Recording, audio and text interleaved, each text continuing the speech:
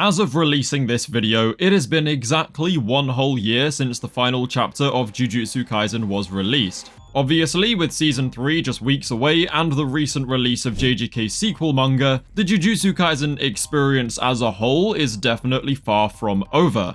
As usual, haters are gonna hate and say it's dead or dying or irrelevant or overrated, and yet here they are watching this JJK video in the Big 25, and let's also not sit here and pretend like those people won't be as locked in as the rest of us when Gojo vs Sukuna does come around in like, I don't know, 2036. God forgive me for the man that fight will turn me into, by the way. Anyway, since the manga has now had a year to stew and people have had time to reread and reevaluate, I basically wanted to make a video not only sharing my complete retrospective thoughts on the series as a whole, but also to look back and figure out if JJK really was a story that deserved the record-breaking popularity it gained over its roughly 6-year runtime.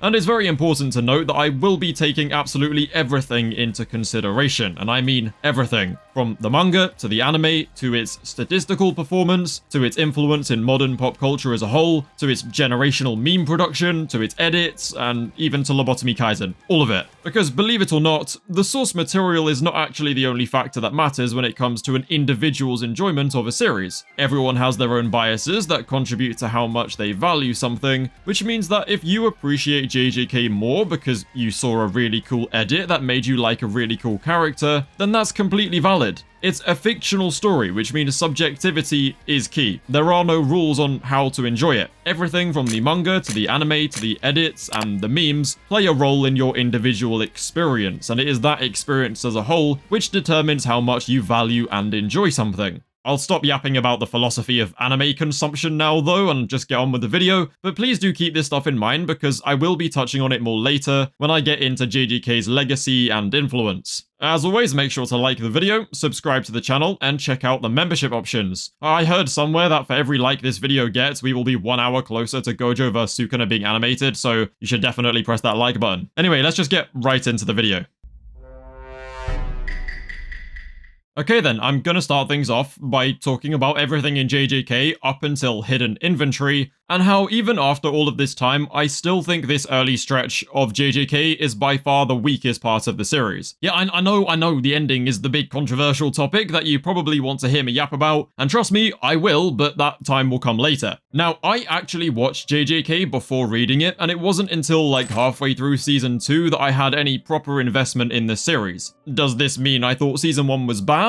No, definitely not. It just means I thought it was less intriguing and a bit more inconsistent than what was to follow, which goes the same for a lot of people. The manga and anime are pretty much identical in terms of story and order of events, so I'm gonna stick to talking about the anime because one of the main reasons that I like the show so much is for its incredible animation and art style. It was simply very nice to look at and the fights were awesome thanks to Gege's brilliant power system and the unique techniques he created. Now for me, Gojo, Nanami, and Todo carried the absolute shit out of the first stretch of that story. Yep, Yuji was cool, alright, this is not me hating on other characters, it's just me saying these guys were exceptionally good, alright? Yuji was cool, Megumi was, well, Megumi, and Nobara didn't really have many moments to shine, but when she did, she really did shine.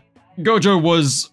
well, okay, let's be real, Gojo was Gojo. Okay, there's no point pretending like he isn't just stupidly cool for no reason right from the beginning of the story. Because even though his character doesn't get properly fleshed out until Hidden Inventory, it is still just fun seeing him kick a special grade curse across a lake. Now, Nanami's introduction was when everything got very interesting for me though, because on the one hand, he is a really interesting person with a stupidly cool technique and hella aura, but on the other hand, he was introduced during what was easily the most boring and unbelievably painful part of the entire series, for me at least. Because I'm not gonna lie, I have never and will never give a single donkey's dick for Junpei Yoshino. He is a weak-ass crybaby bum who was too stupid to realize that Mahito was very obviously a bad dude, and I was so happy when he died. I'm sorry, but even now that stretch of the series bores me to death. It is only watchable because goddamn, Nanami vs Mahito is so unbelievably cool, and I will never forget seeing Nanami go into overtime for the first time. God, like I still remember being an anime newbie watching Season 1 for the first time,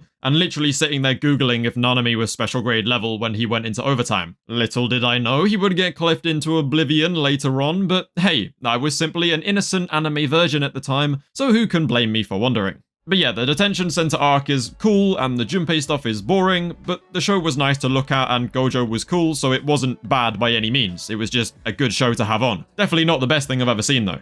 Funnily enough, as soon as Junpei bit the bullet and Yuji and Nanami hit Mahito with that iconic jumping technique from the Heian era, the entire series just shifted up a gear. Straight after this was the Sister School Exchange event, which I was very hyped for because at the time I just watched Hunter x Hunter, so tournament arcs were exactly what I was looking for. But to be honest, the first time I watched some of the fights, I thought they were just kind of cool, but there wasn't much to them. Mechamaru vs Panda, Maki vs Miwa, Maki vs Mai, Kamo vs Megami, and Nobara vs Momo. They were cool, but that was it. However, this isn't really about what I thought of them back then, it's more what I think of them now. And I have to admit, this entire arc is a lot more enjoyable in hindsight for me. Having a greater understanding of Mechamaru, and how without him the entire series probably goes to shit and everyone just dies in Shibuya, and also knowing where the Maki and Mai stuff goes on later, completely changes how I feel about these moments now in a very positive way. Although Momo vs Nobara is like, it's still so boring, I'm not gonna lie. Momo's just one, she has to be the worst character Gege ever created. I don't know, like, what is the point in her? People call Megami like a fraud, or any other character like Miwa a fraud. Like, Momo is the only real fraud in JJK. I'm sorry, I will die on that hill. Why does she exist? Generational level of bum. Todo, however, oh yeah, Todo going full schizo and hallucinating a life with Yuji as his best friend, just for him to then teach him more about cursed energy in 5 minutes than Gojo or Nanami managed to do in literal months. Yeah, to this day, bro, Todo just remains the MVP of all of JJK, let's be real. He's the only guy who had a hand in all 3 main villains' defeat, and a big hand too. Get it? Like hand? Cause whatever. Now, obviously, the rest of the season is just straight gas. Like, the Hanami fight is perfection, Gojo's purple low-key arouses me to this day, and then the Yasahachi bridge arc that follows still just hits different every single time I watch it. Sure, Megami's domain is very cool, but it does kind of sting watching it now, realizing that this moment is low-key where that fraud peaks. Well, here and against Reggie in the Culling Games, but it still hurts. Like, damn, if Bumgumi isn't one of the greatest fumbles Gege ever had, I still can't get over that. My Megami stocks were so high for so long in that final arc, and nothing came out of it. Literally nothing. I kind of feel similarly about Nobara's Black Flash, because it does sting a little bit, knowing that she was never really able to capitalize off this experience, but the scene is so goddamn cool in the anime that I honestly don't care. Like, it is still a top 3 Black Flash for me. And to this day, I also still think Gege fumbled the bag by not making Nobara's final resonance on Sukuna a Black Flash in tandem with Yuji. I will never understand why he didn't do that, it felt perfect, but yeah, it's cool, whatever. Now, this first stretch of JJK does definitely hold up to this day as an incredibly good opening season of anime. I've had lots of friends who have watched it for the first time, and I kind of get mixed responses. A lot of them really like it, some of them think it's just good, and some of them kind of struggle to get through it. I think that is the general idea. It's solid, but inconsistent. Like, the direction of the plot is slightly lacking, and there are some rough patches, but overall, it is just fun. Like, I haven't really heard of anyone who hates it. So no, I don't think this stretch of JJK is bad by any means. I just think it is inconsistent and definitely the weakest stretch. But that's mainly because everything that follows this is on a completely different level. But then again, I guess Season 1 did also give us this. Okay, I'm not gonna mince words in this segment at all. The Hidden Inventory arc is peak fiction and a top 5 anime arc of all time for me. Like, when it comes to cinematic and character-driven storytelling, I really do think that Jujutsu Kaisen peaked in Hidden Inventory. For me, it is the best and most rewatchable arc in the series. Sure, JJK properly peaked during Gojo vs Sukuna in terms of the overall experience, but I'm talking purely in terms of storytelling right now. I think Hidden Inventory is the pinnacle. Both the anime and the manga created iconic moments, like the Honored one, which still somehow finds its way onto my For You page, in some shape or form, to this very day, and to be honest, I don't think it will ever stop. I don't know how that's possible, because we're like, what, 3 years after that happening now, but yeah, it's still there. Oh, and Gege also just casually dropped one of the coldest anime characters of all time for no real reason. Like, Toji was so cool that he somehow became an iconic fan favorite and remains in the conversation of best JJK characters to this day, despite only being around for like 3 episodes out of the entire series. Yeah, sure, he comes back in Shibuya, but it's not really him, just an empty shell. The guy himself is barely in the story, but for some reason, he is just the GOAT.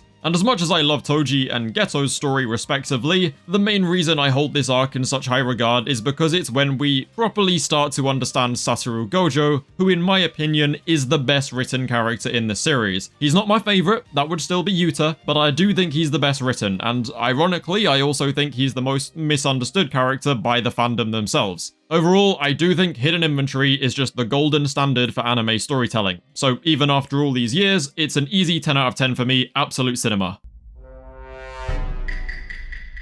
And that of course takes us to the last season of anime released at the time of making this video, and the best season too. Even just the name, the Shibuya Incident, gives me goosebumps. Like whenever I have a friend watching JJK for the first time, I love being able to say to them, oh, just wait until the Shibuya Incident. And then I will spam them with Shibuya edits once they've watched it. I love it. Every time, it never gets old. Now I think this season of the anime was when JJK really started to shine, especially when it came to its global reach and internet presence. I mean, with every single episode having a defining and memorable moment or fight, it was kinda hard to not be deeply invested in it. Every single week you craved more and more, and every week you would finish the episode and decide it was somehow better than the last one, then open up your phone to see that somehow they were already edits with hundreds of thousands of likes on TikTok, despite the episode not even being an hour old yet. I mean, one week it was edits of Gojo breathing down on floor B5. The next it was thirst trap edits of Mei Mei and Nanami walking around seductively. God, I actually kinda miss those to be honest. And then in that very same week it was more thirst trap edits of steroid Nanami bullying Haruta, and to be honest, I kind of miss those as well.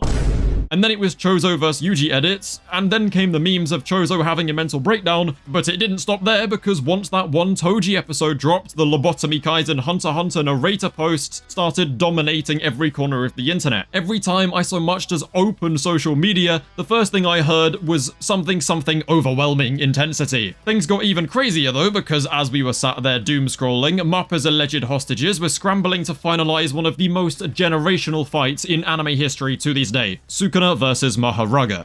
It would take me way too long to sit here and explain the impact that those 4 weeks had on us, but we're talking Megami memes, Mahoraga memes, Hello Kitty Sukuna edits somehow, Jogo Stand Proud memes, and then we went back to Toji edits, and so on and so on. There was just so much to it. I mean, to be honest, if I open TikTok right now in the big 2025, almost 2 years later, there is still at least a 30% chance that the first thing I hear is, "What the hell is happening in Shibuya?" And don't even get me started on what the internet decided to do with Yuji's mental breakdown.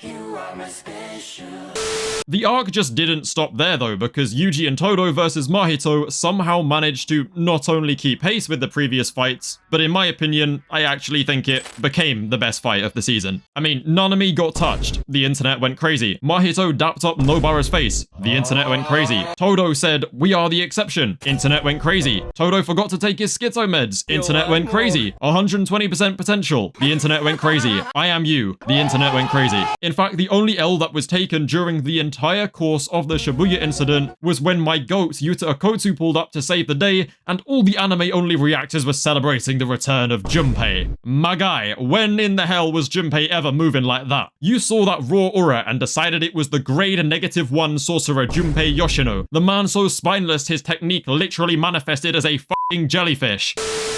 Anyway, the season ended and myself, along with countless others, decided it wasn't enough, so they picked up the manga and the rest is history. What I was not expecting when I picked that manga up though was to find out that the next arc, the Culling Games, was on a completely different level. Okay, I'm gonna try and keep this segment as brief as possible because I have recently dropped a 2-hour video deep diving the entire Culling Games arc, so I'm just gonna link that video instead of over-explaining it all over again. But the main difference between the Culling Games and the Shibuya Incident is that, with the exception of Sukuna and Mahoraga, the sorcerers that Kenjaku releases into the Culling Games are on a completely different level to anything we faced in Shibuya. In the early days of the series, the disaster curses seem like the be-all and end-all of threats, but compared to some of history's strongest sorcerers like Kashimo, Ryu, Uro, Yorozu, and Cursed Naoya, the disaster curses seem like nothing more than mere annoyances. Shibuya was effectively a team effort, where Gojo and the other adults handled as much of the heavy lifting as they could, but in the Culling Games, the students have to go in and handle these situations alone because relying on the adults, or Gojo, is no longer an option. To this day, I still don't think people realize the insane scale of Yuta versus Sendai Colony and Hikari versus Kashimo. For most people, it's just because it's hard to visualize what these fights would look like in the anime, which is fair enough, but the Culling Games as a whole is often downplayed or reduced to just fights because once Gojo vs Sukuna started in the manga, hordes upon hordes of illiterate donuts decided to either skim read the Culling Games, TikTok read it, or even completely skip the Culling Games arc as a whole so they could read Gojo vs Sukuna. I mean, one of the telltale signs of this is when someone claims to have read JJK, but then thinks that Gojo vs Sukuna will be animated in Season 3. Bro, there's literally a 0% chance we see that fight anytime before 2029. It will not be in Season 3 because there is already way too much substance in the Culling Games beyond just fighting. And even when you look at just the fights, some of them are closing in on 7 to 8 chapters. That's like 2 and a bit anime episodes. To put it in perspective, alright, Sukuna vs Maharaga, which is pretty much an episode-long fight, adds up to 2.5 chapters in the manga. Yuta vs Sendai Colony is literally 8 chapters long. To be honest though, people downplaying how good the Culling Games arc is will only help boost the performance of Season 3 when they realize how peak it is, because I'm certain it will surpass Shibuya. And this is MAPPA we're talking about, so obviously I think animation is kind of a given. Anyway, back to talking about the scale of it all. Okay, sure, in Season 2, Sukuna destroyed all of Shibuya, but that was in a fight that he was never going to lose. It was just a byproduct of him having fun. But in the Culling Games, these fights have much higher stakes. Sendai Colony is a 4-way clash between 4 legitimate special grade level threats, 3 of which have domain expansions that are shown to us in one of the most influential panels in Jujutsu Kaisen's history. That 3-way domain clash panel is used absolutely everywhere, and it is by no means limited to Jujutsu Kaisen. Right, this image just pops up in random corners of the internet all the time. But Hikari vs Kashimo easily takes the case when it comes to JJK's influence, because Hikari did just jump in halfway through the story and became the coolest character for literally no reason at all. Despite the Brazilian funk Tukadonka edits becoming a social media phenomenon though, I do want to give credit to Ninjaristic Ninja for actually being the one who created that MMV of Hikari dancing. It did become ridiculously iconic and kind of just dominated my TikTok for quite a long time. It was actually part of his 4-minute long Culling Games MMV, which is currently on 20 million views, which is an unbelievably ridiculous number. And once again, to this day, I will still see edits using that Hunter x Hunter narrator voice explaining that Hikari never acquired reverse curse technique, and I still see comments saying always bet on Hikari on anything gambling related. Always bet on Hikari. But back in the day, the Hikari motion was genuinely unstoppable, and I cannot wait for it to come back round in Season 3. Which I guess brings me on to my next point about the JJK fandom being one of the most dedicated, creative, and talented fandoms of all time. Yeah, I know, it's crazy. I have something positive to say about an anime fandom. Okay, as you can see, I've chosen to title this segment W Fandom, which may seem controversial at first because, you know, when is an anime fandom ever worthy of being praised? Trust me, as a content creator, I am well aware of how obnoxiously annoying and illiterate the JJK fandom can be. Well, I guess in comparison to some other fandoms, JJK is actually pretty tame, because at the end of the day, not being able to read isn't exactly a crime. But I guess at the same time, this is the fandom in which the whole Gojo figurine incident happened, so yeah, maybe we are just another messed up anime fandom. Despite the bad parts of the JJK fandom being, well, bad, I wanted to focus on the positive and creative side of the fandom, because when it comes down to it, JJK is so lovable that it does just attract some incredibly dedicated and talented people who want to show their appreciation for the series. There are genuinely more Gojo vs Sukuna fan animations that exist on the internet than I can count on all 10 fingers, and almost all of them are such high quality that you have to wonder if one person is really capable of making all that. I mean, I remember reacting to Alan Bau's entire Gojo vs Sukuna fan animation series on stream, and it was so cool to see his growth as a creator, because, to be honest, some of the early episodes were fun but very rough in places. But by the time Gojo was fighting Maharaga and Agito, he had improved so much that it ended up becoming my favorite JJK fan animation of all time, and I still watch it just for enjoyment to this day.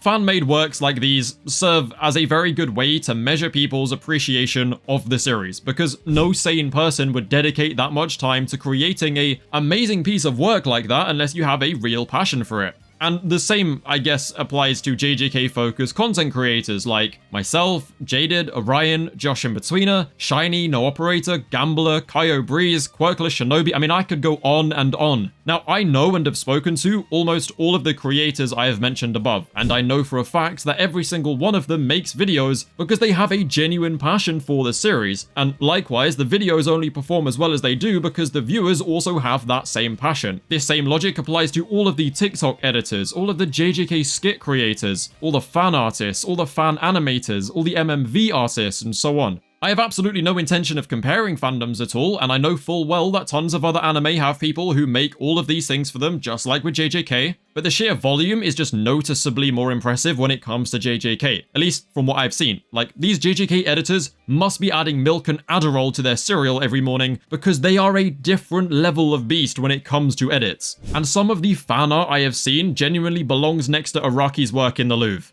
I mean, did you know there is an entire 20-minute video showcasing the entirety of Jujutsu Kaisen Season 4, which was made by slicing up and compiling every fan animation they could find and credit on YouTube, while Lady Gaga's Judas plays on a loop in the background? That video is definitely not monetizable, right? They just did it for love of the game. That video is a year old and already has 6 million views. But look, the point of all of this yap is that JJK is just such a loved series that it has attracted so many creative and talented people who have done such a good job at giving the rest of the fandom content to enjoy even after the manga has ended. Except Jujutsu no Kaisen, that dude can go suck a brick.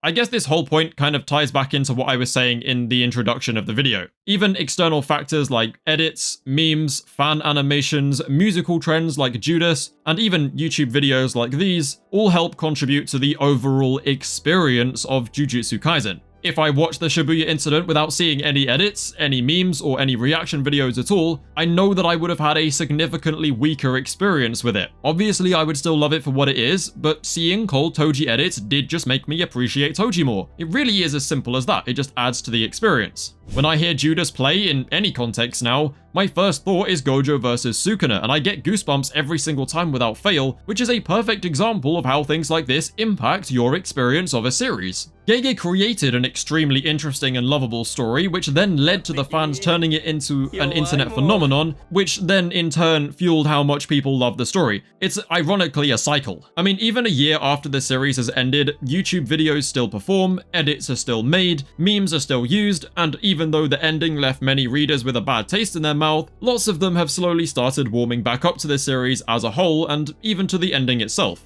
The new sequel and the recent announcement that Season 3 of the anime will be very soon has definitely helped boost that a lot, but I'll get into the nitty-gritty details about the ending after I quickly yap about that one fight.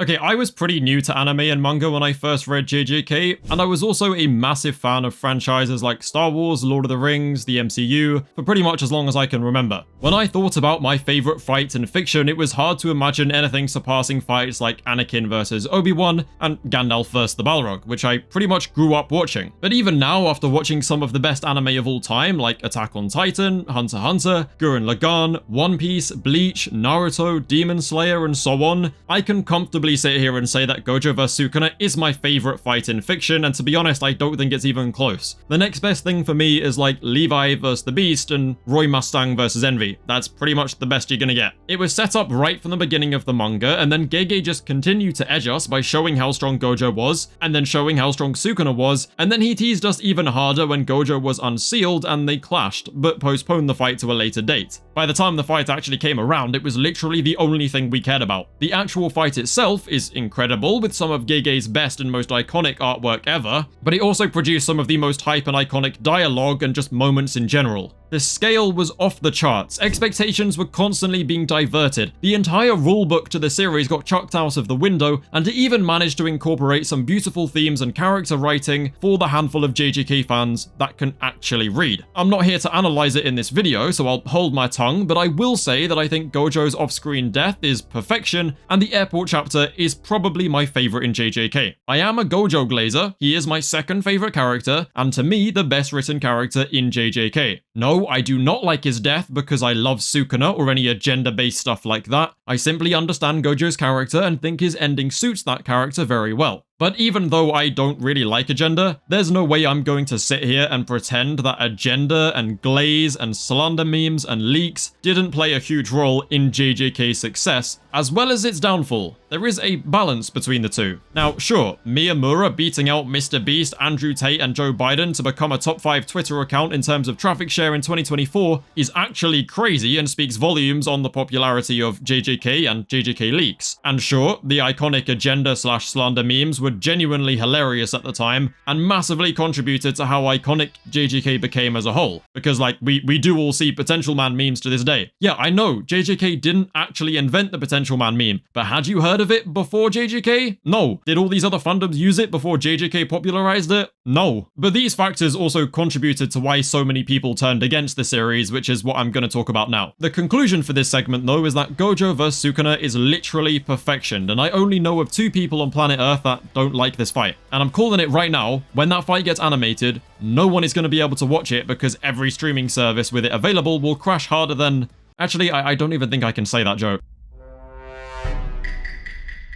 Okay, now for the controversial bit. The Sukuna raid and the ending. I'll be completely honest, even when this final arc was releasing weekly, I did just enjoy absolutely every second of it, but I can understand why some people didn't. Kinda. Sometimes. For me, the main problems with Jujutsu Kaisen's final arc revolve around a lot of the events having no impact at all on the progression of the arc or the story. The best example of this is when Yuta took over Gojo's body. In my opinion, the only problem with this part of the arc is simply the fact that it had no lasting effect on Sukuna at all. It changed absolutely nothing besides the fact that Yuta pulling up when he did saved Yuji and Todo's lives from the incoming malevolent shrine. The actual fight was short but very enjoyable, with some great character work and themes, what with Yuta realizing that Gojo was not someone simply born with immense power, but that the limitless technique must have taken ridiculous amounts of hard work to master. Having Yuta, the prodigy who can grasp a technique after observing it only a few times, genuinely struggling to grasp this one was very deliberate from Gege, and it was in order to highlight who Gojo actually was compared to how the rest of the verse perceived him.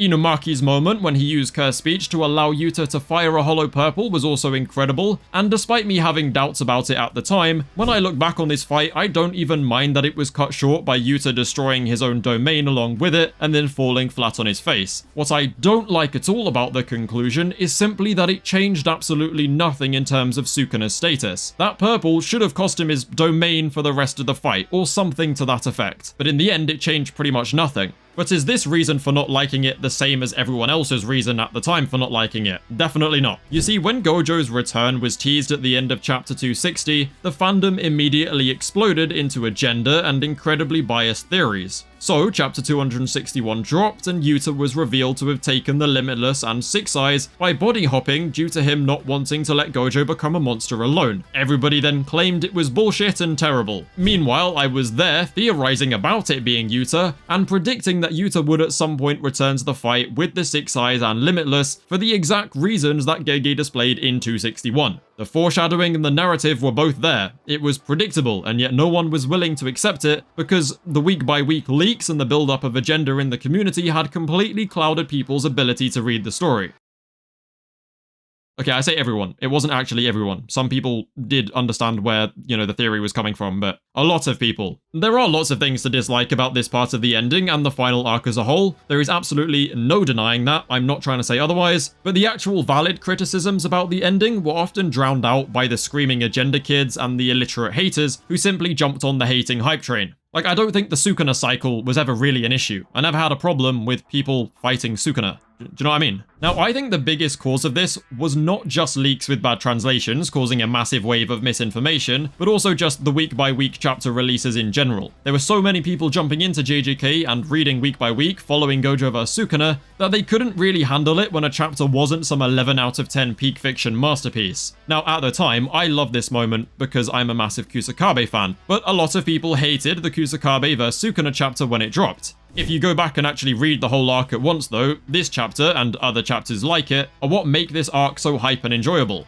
Chapters like that one would drop, and then suddenly you would see an army of people on Twitter claiming they were done with the series and that they were dropping it. But guess what? Like clockwork, those same people tuned in every single week for the leaks and said the same thing over and over again, because no matter how much they were hating on it, there was still something about it that reeled them back in time and time again, and I think it was simply because the experience as a whole was too enjoyable to ignore. Sure, a load of the fights that happened in the final arc had no real impact because Sukuna Sukuna would just tank hits, heal up, and then was somehow almost fully recovered by the end of the series. The most BS moment for me by far was when Angel pulled up to unleash an unexpected final move Jacob's Ladder, which Sukuna simply ran up and tanked without it doing anything, and then managed to fully recover his RCT in the very same chapter. How does that make any sense? Also, where was Maki during all of this? And why did we not get to see Hikari vs Rame at all? And what was the point in Miguel showing up just to land a single blow and run away? Not to mention the fact that the series ended leaving half the plot points completely unresolved, like the world fighting over cursed energy as a potential energy resource, the merger, the culling games, literally any lore about Tengen or Kenjaku, all of that stuff. And sure, a lot of these unresolved plot points make a bit more sense now considering a sequel was planned. However, there are still many things Gege could have written that would have made the series even better than it already was. I don't think lacking things like Heian era flashbacks necessarily took away from the series, but it did just lead to potential being lost. In my opinion, the final arc as a whole is still one of the most enjoyable things I've ever read, and I do like it enough to be able to look past its admittedly many valid flaws. But again, at the time, the people handing out valid criticisms were overshadowed by hype train haters crying for Gojo to have a funeral and for Yuta to die, or that Sukuna used too many binding vows that were never explained, or whatever else they were crying about. I mean, chapter 271 literally spoon-feeds us the idea that Gojo would be forgotten, and that we had had enough of Gojo Satoru. It was time for Yuji to bring out a new kind of strength and continue Gojo's dream in his place. Gojo's death not being addressed was very much deliberate and suits the themes of his character perfectly. But naturally, the, biased Gojo glazers weren't able to comprehend this idea. To be fair, Leeks and John Weary's linguistic crimes against humanity definitely did have a strong role to play in the ending being overhated due to the many translation issues that caused misinformation to spread through the community like wildfire. However, there were countless cases of these so-called TikTok readers pretty much exclusively choosing to read leaks and not reading the official/TCB translations. So if you do only read leaks and then conclude that the series was terrible or that the ending is really bad, I'm not gonna lie, that is totally on you. But again, me saying this is not me saying the ending was without fault, because it definitely had many issues. That shouldn't, however, distract us from how peak a lot of the final arc was. Gojo vs Sukuna was genuinely absolute cinema, and Gojo's death was perfection. Kenjaku vs Takaba was an amazing and hella underrated fight. It was just a shame that it would be Kenjaku's last fight. Kashimo, well, I guess we don't talk about Kashimo. The Higuruma stuff was genuinely incredible, and the fact that he ended up surviving plays perfectly into his character's themes of redemption and him being given a second chance at living. People, again, weren't able to see that. They thought it was just an arse pull. And then Yuta and Yuji versus Sukuna was probably my favorite part of the arc, second only to Gojo's fight. Maki was unbelievably cool 1v1ing Sukuna, and she even pushed him to hit a generational Black Flash. Kusakabe, a grade 1 sorcerer, booting Sukuna across a town will never not be awesome, and Yuji's Black Flash chain is literally peak fiction. That's not even mentioning the fact that Chozo's death, Todo's return, and Yuta's pull-up in 261, and his speech about becoming a monster are literally all just absolute cinema tearjerker moments. Yes, I probably cried more when Todo returned than when Chozo died, sue me.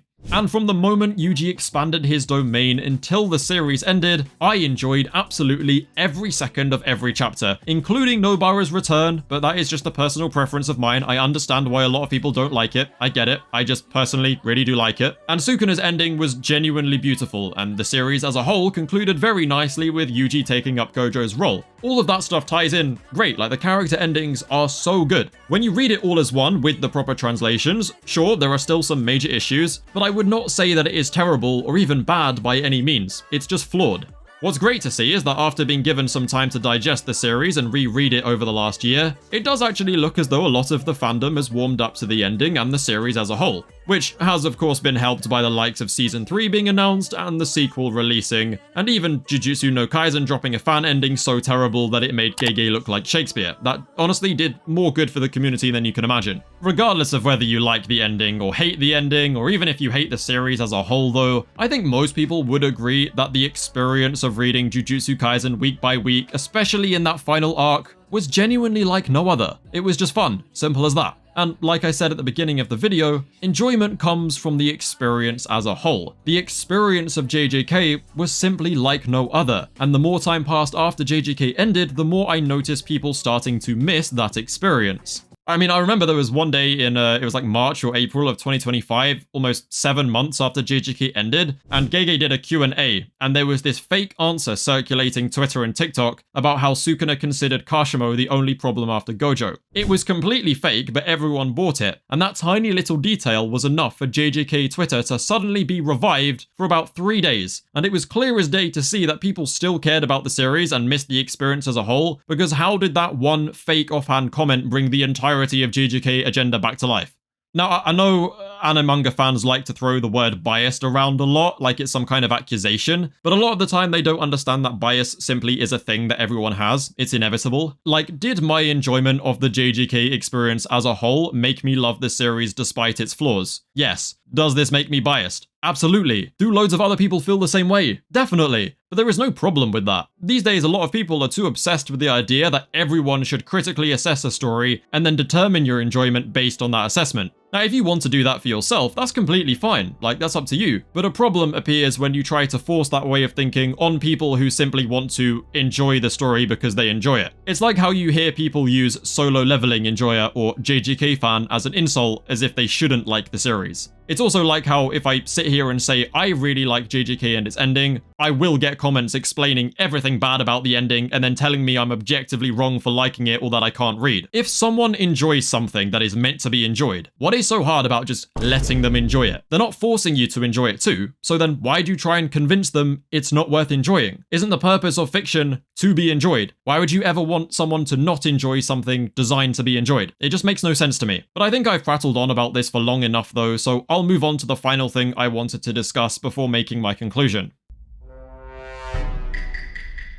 Right, as much as I do believe a series' popularity plays a much smaller role in showing how good a series is than some would think, I wanted to actually talk about the global success and popularity of Jujutsu Kaisen simply because it's cool. JJK's popularity is no reason to like it any more or less. I literally do just think it's worth crediting its success because I do think it's going to be a very long time before we see a series that has motion like Prime JJK again. Although Kagurabachi is a very strong contender, I'm not gonna lie. By the time the manga came to a close in 2024, it had reached over 100 million copies in circulation, which includes both physical and digital versions. I mean, sure, that's a crazy achievement, but not exactly record-breaking since Demon Slayer has something like 210 million. What is crazy though is that according to Oricon, JJK was already top 5 in annual manga sales before it even got an anime in 2020, but then actually managed to dethrone Demon Slayer in annual sales in 2021 after the release of Season 1. I mean, JJK sales deadass went from 6.5 million in 2020 to 30.9 million in 2021, which meant it beat out Demon Slayer by around 1.4 million.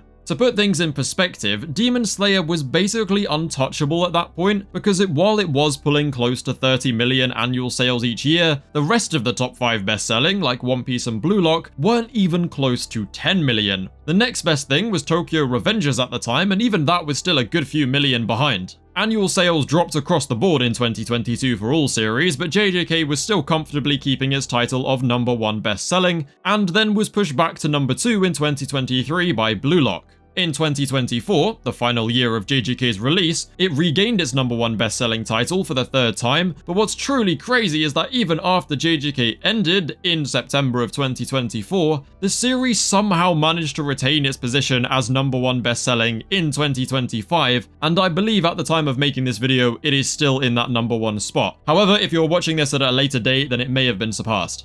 Let's not forget that Parrot Analytics measured JJK to also be the most demanded animated TV show in the world, and that was published by Guinness World Records, which is kinda crazy considering the show hasn't even peaked yet.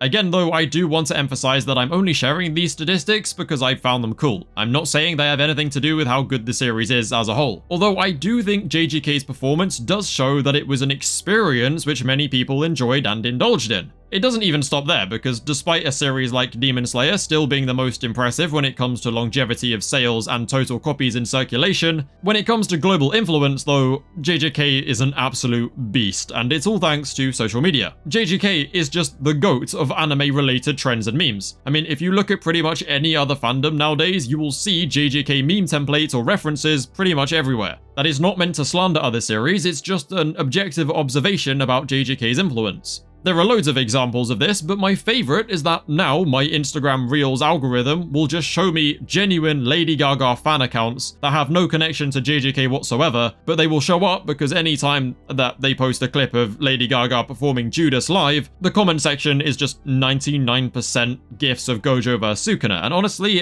it kind of gives me goosebumps, like it's amazing to see. Another great example is during the prime time for Gojo revival theories, it was impossible to escape Usher's Daddy's Home song, and it got to the point where there was a petition for him to literally perform it at the Super Bowl with Gojo on screen. There was even some people saying that Gojo's revival would be revealed in the Super Bowl when he played that song, which is that's a different level of delusion. Obviously, we didn't get any of that, but the trend had so much motion that we somehow did manage to get Usher in full Gojo cosplay. Now, with the exception of Megan Thee Stallion and Dominic Solanke, who are genuinely just fans of anime, more often than not when you see celebrities like Usher or Bruno Mars or... Wait, is that Cillian Murphy hitting an infinite void? What the fuck? The point is, when you see celebrities doing stuff like this, it's normally because they've been told by their team, because it helps with publicity and popularity. Even when this does happen though, it reflects what is popping off at the time. So the fact that dumb JJK TikTok trends can reach as far as Usher's publicity team and then actually get them to do something with it is genuinely pretty crazy.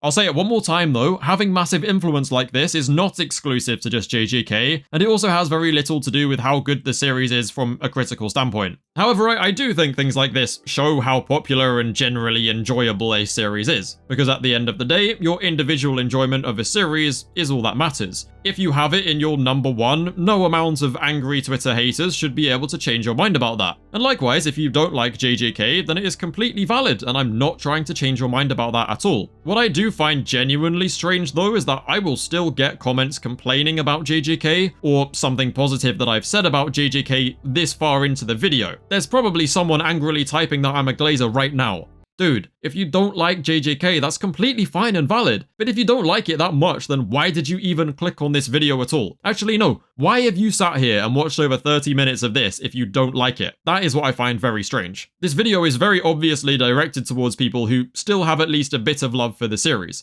I'm not trying to convince haters to stop hating. It's genuinely okay not to like something. I just find it odd when haters watch things that, celebrate things they like and then complain about it. It's really odd. And yes, I have also maybe been using this video about JJK to also give my thoughts on anime communities as a whole and topics like agenda, but considering how involved all of these things are with JJK, I thought it was still relevant. So I hope you enjoyed the yap, even if sometimes it strayed from Jujutsu Kaisen.